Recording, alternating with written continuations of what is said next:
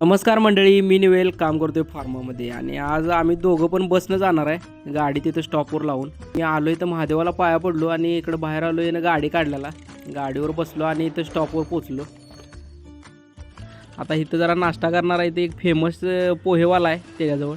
तो गाडी लावून आला आणि आम्ही आलो इथं नाश्ता करायला. इथं पोहे आहे बघा, यानं बीट पोहे त्याच्यावर शेव त्यानं टाकून ते नंबर दिलेला. टेस्ट जरा चांगली लागत होती थोडा. खाल्लो तेवढ्यात इथं स्टॉपवर बस आली. बसमध्ये बसलो आणि आलो कंपनीत. मोबाईल जमा करायचा आता. नको वाटते जमा कराय पण केला. तेवढ्यात कामं ना आवरून बाहेर पडलो.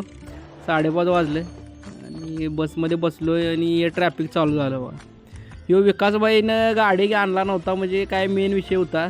दोरा पतंगाचा कापल नारड्याला म्हणून यानं गाडी आणला नाही. म्हणला गाडीवर जायला नको. ह्यो रेडा इथं बसल्याला उभारलेला बघा. रागानं बघत होता येईल त्या गाडीकडं.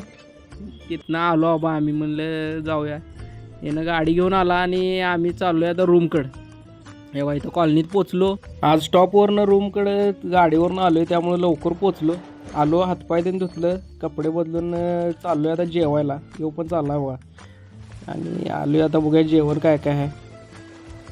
जेवणात पनीरची भाजी होती आणि मस्तपैकी जेवलो आणि आता चाललो आहे रूमवर. आपण भेटू नेक्स्ट ब्लॉगमध्ये.